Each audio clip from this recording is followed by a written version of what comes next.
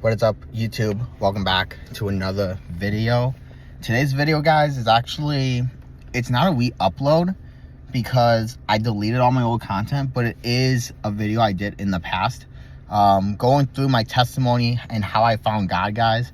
And I know I did this video, I think it was like last year, all the way to like beginning of the year. I think it was like back in May of 2024, was it? Yeah, because it's 2025 now, so. Or was it this year? I don't remember. I know I uploaded it in May, though.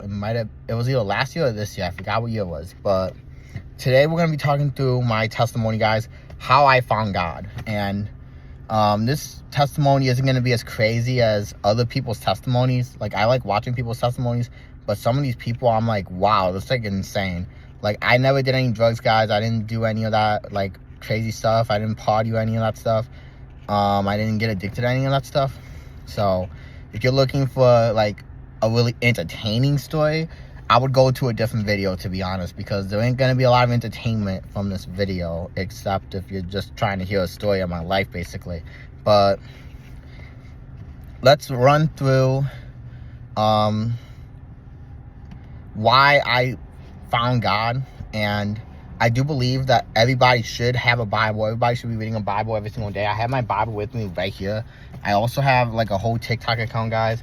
I read the Bible every single day on TikTok. And then I do Bible verses of the day as well. So I'll link my username in the description below. And I'll also clip a photo right here for you guys to look at if you're interested in following me on TikTok. But today we're gonna talk about my entire life story from literally like from when I was born to this moment, and how God has transformed my mindset and my life. So we're gonna go back to when I was a little kid, guys. So me and my parents and I think it was like all my siblings, we all lived in a house. And we lived, I'm not gonna say exactly where, but it's not where I am right now. So we had a house and I had a normal life. We didn't go to church or any of that stuff either. So I wasn't raised with parents who followed God. And I mean, so technically I was just living however I wanted. So I didn't really do anything too crazy when I was young, but I did kind of lie, and I did kind of like not want to do my schoolwork and stuff. But that'll be more in third grade where we get to that part of the story. But basically when I was in third grade, we moved because we lost our house, basically. So this is when the story actually begins, because I had a normal life. And I feel like if I would have stayed in that area, I feel like my life wouldn't have gotten like chaotic. I feel like when we moved, that's when the devil was able to take over my family, basically, and try to run haywire all of our lives, basically. But basically, once we lost the house, we would move into an apartment, which is in the same area that I'm in now. Now, I say the same area because I'm not living in that exact house, or I'm in that exact apartment anymore. I'm living in a different place. But the story will continue. But so once we moved in there, basically I lost everything. I lost all my friends. I lost, like, you know, everything I was building. Even though I was only like 8 years old or like 9 years old when we moved, I still lost everything. I was only in third grade. And I ended up going to a new school, and this school wasn't as good as my other school, may I say. I think the school I was going to, in elementary school, was actually the worst school I ever went to. Like, hands down. Like, that was my least favorite school out of all the schools I went to. And I only went to like 5. I'm gonna count both campuses. I went to 5 schools technically. But in third grade, I was still talking and stuff to people. There is a point in the story where I do become antisocial, and I'll explain why that happens. But third grade, I'm talking to everyone still, and you know, I was making friends and stuff, but my teacher didn't like me.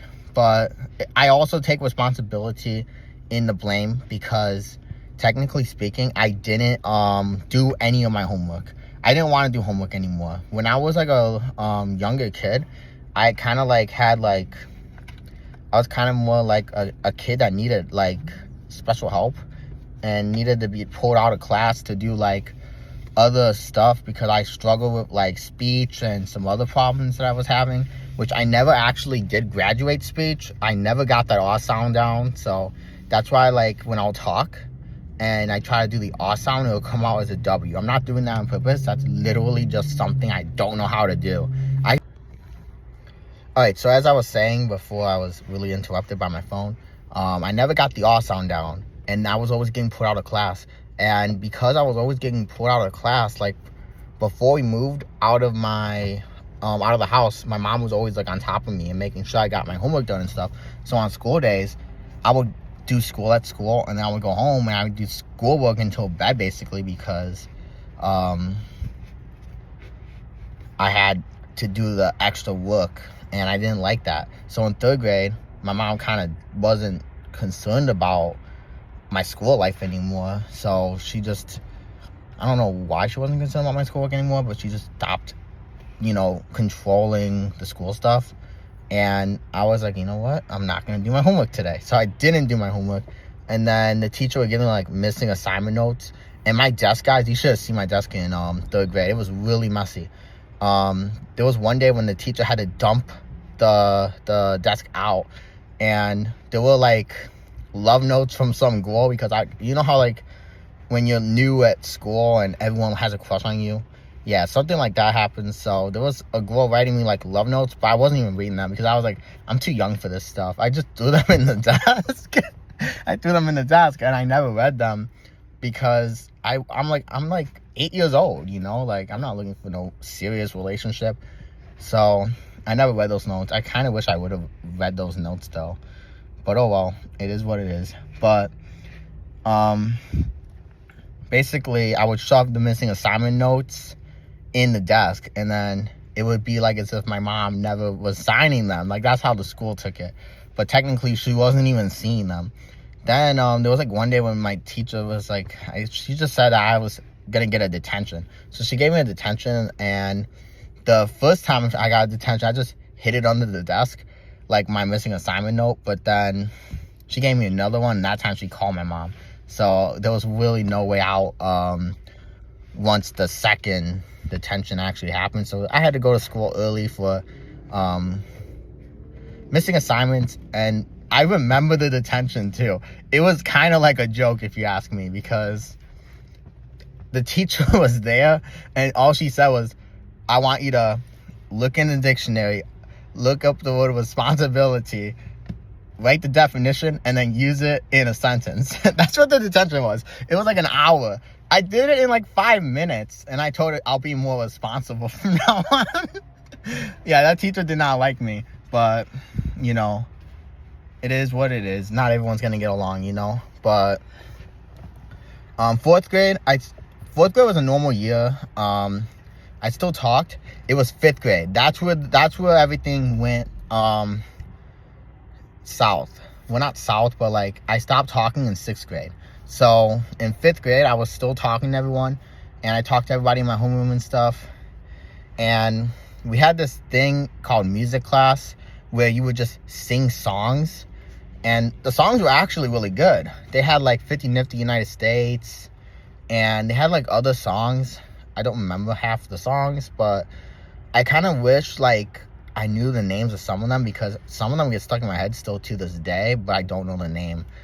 But then they changed it. Like once I got out of the school, they changed music teachers, and then they changed the way the class worked. He gave us a lot of older songs, like probably stuff that my grandparents would know. But in 5th grade, I was always hyping up that class because I like that class. I like singing. Singing is fun.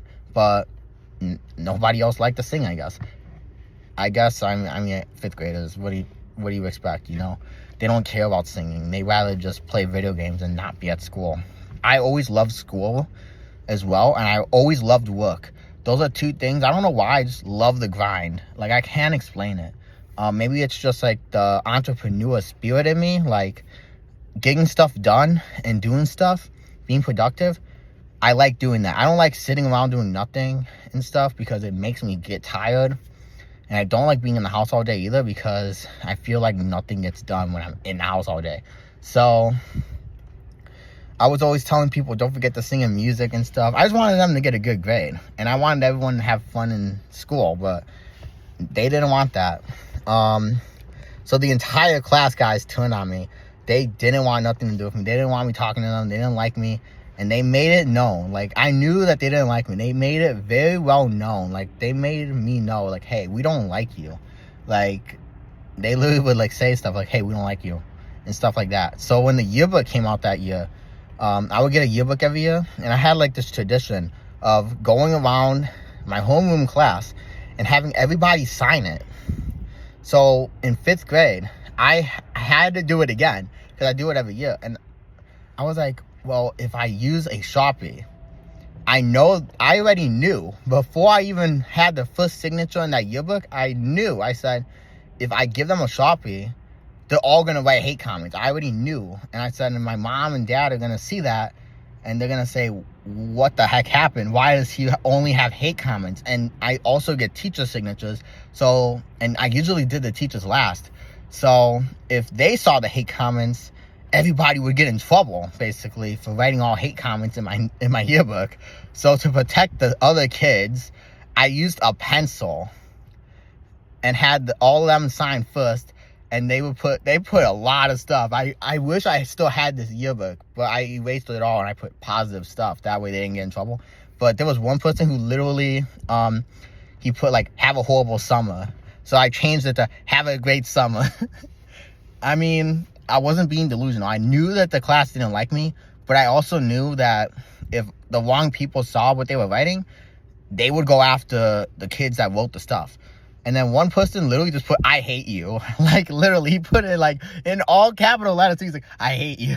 I was like, wow. Like, I couldn't believe it. Like, the amount of people that hated me in 5th grade.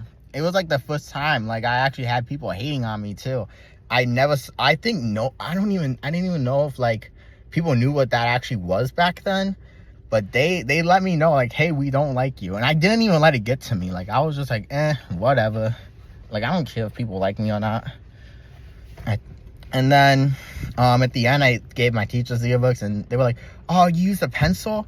Oh, you should ask for a Sharpie. I would have gave you a Sharpie. And I was thinking, oh, well, that's okay. I got the signatures already. And I was thinking, yeah, if I had a Sharpie, that wouldn't really go good. That's what I was thinking. I already knew it wasn't going to go good. So in 6th grade, I decided I'm not going to talk that much because people don't like me. Like, that's what I learned in 5th grade. I said, people don't like me. They don't like positivity. And I don't like being fake. So I couldn't really, like, not be positive and be, like, a normal person. Like, I'm more optimistic than most. I'm more happy than most. And I'm more, like, you know, excited to do stuff that people don't like doing. So I was just like, you know what? I'm going to stay silent this whole year and see how that goes. And then at the end of the year, I did what I normally do. Got the signatures from everyone in my homeroom, and I got lots of like comments, and people were always trying to get me to talk and stuff. One girl said that I was really funny, even though I barely spoke. But I guess I would say funny stuff when I did speak. So she just thought I was a comedian, I guess. But 7th grade, I didn't really talk that much. I think I did talk to one person in 7th grade. And this person was always trying to get me to be in a relationship with like someone in the same grade. But I told her, I'm like, I'm in 7th grade. I'm not looking for a relationship. And she was always bragging that she was in relationships and that she had all these exes. And I was thinking, okay, cool. You had failed relationships and you're how old? Like 12? That's what I was thinking. I was like, I'm 12 years old. And then she was like, I remember one time she always said like, yeah, but at least I have someone that loves me. I looked at her, I was like, well, I mean, I'm sure I got someone that loves me too in my family. So I'm not concerned about feeling love at 12 years old, you know? But I had her sign my yearbook, and this is one of my favorite signings of all time. She put, yay, I'm not gonna see you anymore. She was putting it as a joke though. Like, I think she was actually joking because we were friends at like the end of the year. So it kind of made me laugh. Like, I was like, oh, it kind of brought back like the 5th grade memories. But 8th grade, I don't know what happened. I don't think I ever saw that girl again after 7th grade. She might have actually moved away. Maybe she was being legit serious when she said, yeah, I'm not going to see you anymore. But in 8th grade, it was just a normal school year, nothing too crazy. But 8th grade is where my life also takes another turn, and another thing happened that changed my life. Right before 9th grade, my parents would get divorced, guys. And this actually shifted my mindset in ways that I can't even imagine. And it took me a long time to actually get over my parents' divorce. I struggle with that a lot. And honestly, one of the things that did help me get over my parents' divorce was actually like putting my faith and trust in God in 2023, because I was still struggling with some stuff over that.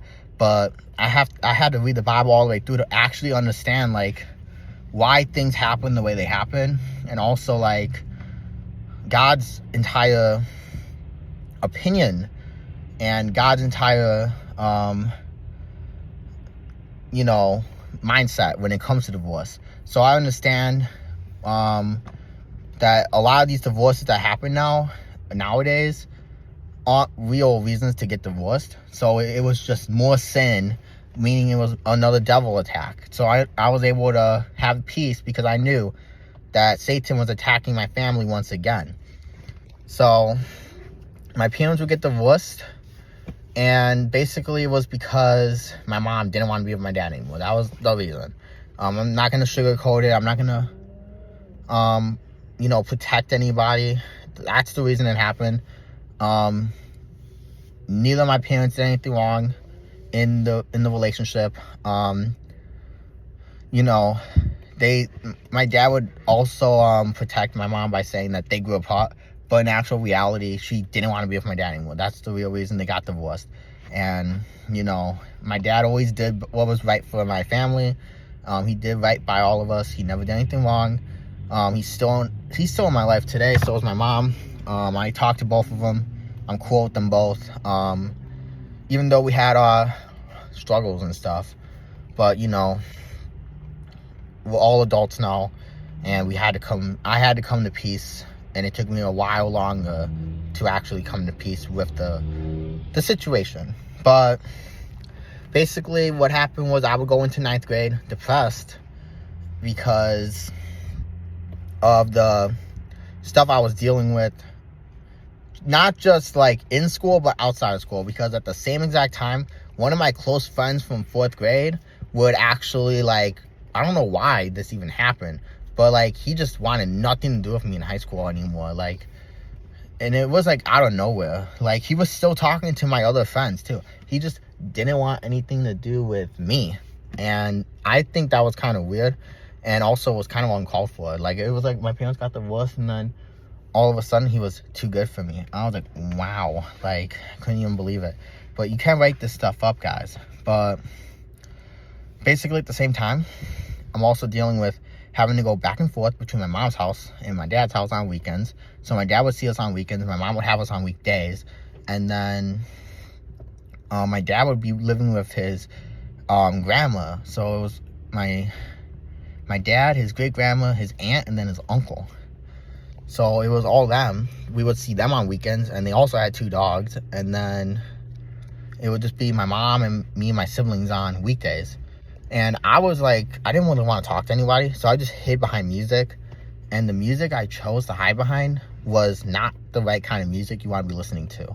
I listened to some demonic music, and that also didn't help with my depression, because I know now from reading the Bible that the music you listen to and the stuff you watch can affect your mindset and can affect spirits getting attached to you. And I know that depression and anxiety and all these other emotions that are negative, guys, it's all spirits. It's not like something that God intends for you to feel, or God intends for your life. So I was listening to stuff like Slipknot. What other group? There was other kind of heavy metal groups, guys, that if you listen to the lyrics, it's not of God. It's the complete opposite. In fact, it will make you more depressed if you keep listening to stuff like that. I never got addicted to sad songs. I know people get addicted to sad songs when they get depressed. That's not really a road you want to go down. If you're struggling with depression, do not listen to those sad songs. It'll make your depression worse. And also, don't be afraid to ask for help, because I didn't ask anyone for help, but my friends would see me writing, because I decided when I was 15, like on my 15th birthday, I was like, I'm gonna end my life right at 15. And I said, I'll wait till the end of the night on my birthday when everyone goes to bed, and I'm just gonna off myself in the bathroom, in like the tub. And I said, whatever happens after. I won't be around to see it. I didn't want to see what happened next. I was like depressed, and I was like, you know what? These feelings aren't going away. And it was like 3 or 4 months into my depression. And I was like, you know what? It ain't going away. And I'm just sick and tired of this. I'm just going to end my life. And my family can deal with whatever they want to deal with. Because there's a lot going on in my life. I mean, my parents were both in long distance relationships too. And it was like they got divorced to be in long distance relationships. And I was like, this is very stupid, like in my opinion. I thought it was stupid. I didn't even know what my siblings thought, because I wasn't even talking to my siblings. I was at school, and when I was not in school, I had headphones on. I was hiding behind technology, guys. I wanted nothing to do with anyone, because those feelings, guys,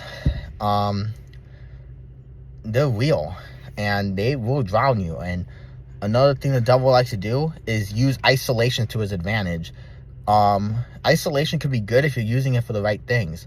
Like if you're using it to study, to do work and stuff, that's good. Isolation can help you accomplish your goals, but there's a bad isolation too, and that's what I was doing. And it led to my depression just getting worse and worse over time. So when my friends saw me writing the notes, they decided not to end my life. So I told them, fine, I'll stay alive. And I ripped up the notes, because they saw me writing one for like my 8-year-old brother, because that was like one of the last ones I was writing. And they saw me writing that one, and they told me not to end my life. And I told them, fine, I won't end my life. And the day I was gonna end my life, I looked at my brother and I was like, you know what? I feel like I don't want to traumatize him either. And I looked at him and I was like, I'll stay alive for him. Because I said, he's only 8. He's gonna need someone to help him eventually. And I felt like my mom wasn't gonna do nothing, and then my dad wasn't in a position to do anything.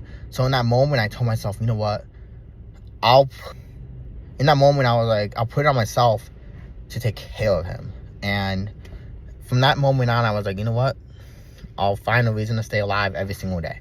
And I told myself to just find something, even if it was small. All right, guys, we are back. I had to go to work, so I had to cut the video short once again. But basically, guys, the depression would end summer before junior year. So sophomore year was basically the same thing. I was just depressed, but I wasn't gonna kill myself, because I told myself I'm not ending my life. I'm just gonna stay alive. And I told myself, if I'm depressed the rest of my life, so be it. I had a reason to keep going. And I would end up fighting off the depression before junior year. And what happened was I stopped listening to those terrible music artists that I was always listening to. And I got addicted to NCS, which is like gaming type music, but like they play like really high, happy beats. So I think that's the reason I was able to get out of the depression. Like that spirit was sent away from me because of the music. Kind of like the story of David and Saul, when David would play the music and the bad spirit would get sent away from Saul. So kind of similar to that story. But junior year is also like when I would start working out.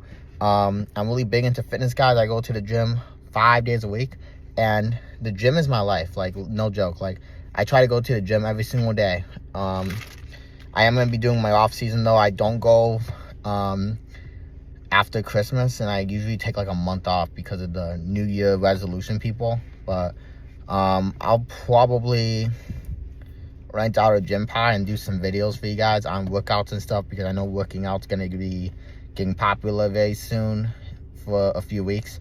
But yeah, I would end up beating the depression off, and then junior year of high school, I would meet my best friend as well, who is still in my life to this day. His name is Josh. Big character in my life, very important person. I'm so glad I met him. And the other person in my life I met back in 4th grade, that was my friend Clayton. Those are like the two biggest people in my life. I don't know why I'm saying in my lives. I don't have more than one life. But yeah, the two biggest people in my life are those two. They've been there since the beginning of my entire life story. But I didn't find God until after high school, so we can fast forward the story a little bit more, because junior year, nothing really big happened. And then also, like, senior year, nothing big really happened either. So after high school, I would just work, and honestly, like, nothing really big happened. I was always popular at work. I always loved working, and it got me away from my family and stuff, which I don't hate my family or anything. It's just family could be a little stressful. And I don't know if I told you guys about my parents' relationships after the divorce, but when I was in 9th grade, they would both be in long distance relationships, and I honestly don't understand why they did that. My dad was dating people in another country, and my mom was dating someone in a different state, but I think it was like a 3-hour drive or something like that.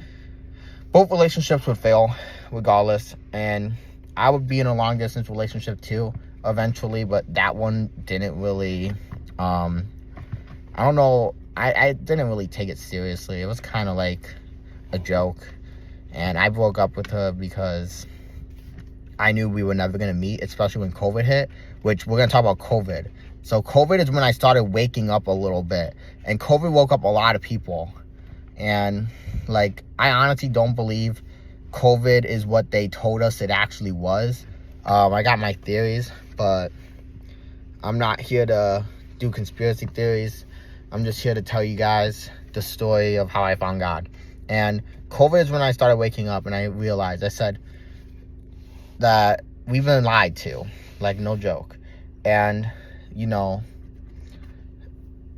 everything's not what it seems. Like, I don't believe that COVID was as big as they made it sound. I do believe they exaggerated the numbers a lot to scare people, and then making us wear those face masks. I was totally against that from day one. If they ever said we had to wear a face mask again, I would not. Especially now that they have admitted multiple times that it didn't even do anything. They were just testing stuff, I'm pretty sure. But I did end up getting the 2 shots as well. I didn't get any boosters, but I did end up getting those 2 shots too, guys. And honestly, I don't really regret much in my life, but I do regret that. I kind of wish I never got those 2 shots, guys, because I don't know what they gave us, but yeah, I kind of wish I would have stuck to my guts, because I didn't want to do it. But guys, I used to be a simp back in the day, and that's the reason I ended up getting the 2 shots, because my dad made it sound like I wouldn't be able to go anywhere without the boosters and stuff. And I was trying to hang out with girls and stuff at the time, and guess what? Those hangouts didn't even happen. So you should always stick to your faith and never compromise your faith for another person, because those people aren't going to be around forever. Those people are not even in my life anymore either, which is kind of good, because those people were fake people. And that's like a big lesson that God always teaches me, that, guys, there's not a lot of real people in this day and age. A lot of the people you see, they're just seasonal people, and they're only going to be in your life for a season. And I even see people dating people for seasons, then they break up, and then they're with another person, and then they break up. I call it seasonal dating, like, no joke. I feel like I'm in a soap opera or something. Like, every 6 months or so, the people end up with different people. It's like, what in the world is going on? No one's even like getting married anymore, guys. The world we live in is very bad. And when you actually do find God and God shows you all this stuff, it just makes you say like, wow, like, why am I even here? You know, I mean, obviously we know why we're here. We're here to be the light in the darkness, but still it's like kind of makes you question everything, you know. But basically we're gonna skip ahead to when I actually do find God. So 2022 December 31st, so New Year's Eve in 2022, guys. I didn't find God until the next day, but this is a big important factor as to how it all came about. So my entire life, guys, all I did was fail everything. I failed every single test I took. I failed like every single goal I had. I could not win. I always lost. And like on that day, I had a choice to make. And I believe I made the right choice, because the outcome was me finding God, but I made the wrong choice that day in that moment, because I could have just stayed home, but instead I decided to go out. And you know, people told me not to go out, but I didn't listen. I was like, nah, I'm gonna hang out with my friend. And we would end up going to the bar, guys. I never drank any alcohol in my life, and people always laugh when I say this part of the story. Like when I share my testimony to people in real life, they always laugh when I say like how much White Claws I had that day, and they think it's funny. And that's the only part of the story that actually sticks to these people. I'm like, wow, they don't remember like the actual like outcome of it. They just remember the me drinking part. Like, I don't get it. It's because these people just want to be like, oh, he drank once too. Like, okay, I drank once, but I don't drink anymore. So I'm trying to share my story to help you guys be like me. But basically, I would drink 8 White Claws in the span of, I think it was like 2 hours only that we were out. I didn't like literally after 2 of them, I was already like lightheaded and feeling like tipsy. But I was like, why do I feel weird? He like told me, my friend told me, and I don't hang out with this guy anymore, but he told me like that it didn't have a lot of alcohol, and I actually believed him. Little did I know that stuff does have alcohol, and that stuff went right through me, guys. And after drinking 8, I was like really, really like out of it. And all I remember was I went home and I ended up throwing up. Then the next day I woke up and I had the hangover, guys. And I kid you not, I just remember having to work that day. I never called off work.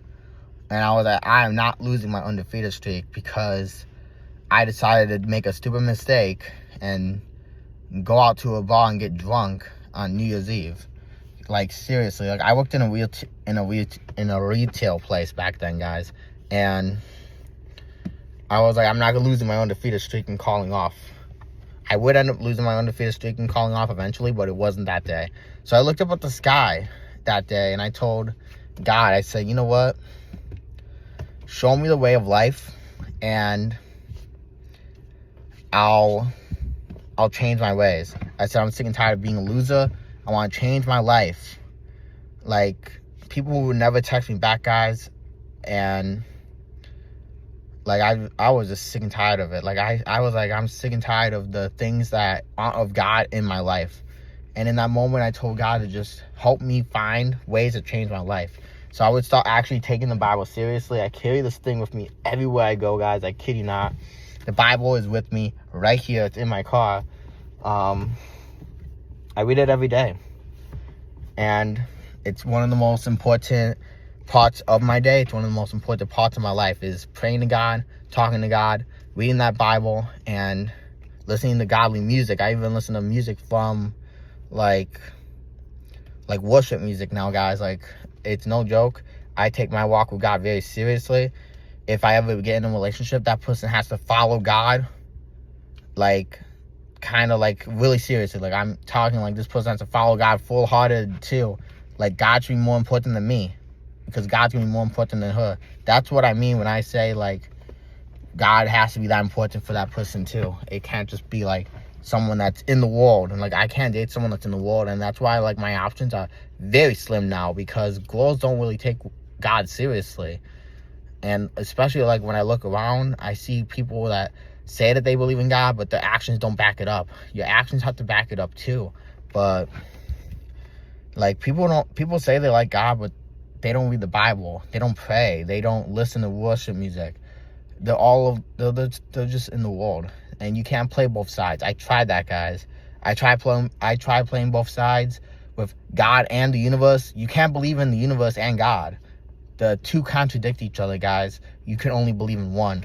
And that's why like when I first started reading the Bible back in like 2021, it didn't make sense, and I couldn't connect to it because I was trying to do both sides. You can't do both sides.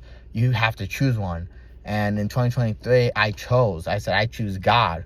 I said, if God tells me something, it's going to be real. It's going to be true. And that's going to be my new belief. And he showed me lots of stuff that if I told people what God has shown me, they wouldn't be able to comprehend it because some of it is just too unreal to believe. But it's the actual truth of the world. God communicates with me in dreams, guys. He tells me stuff that's going to happen in the future before it even happens. And I keep it to myself. And I watch the story play out before my eyes, and I say, I know what's going to happen next. God tells me stuff that will lead me to success and protect me from dangerous situations that people might be trying to put me in.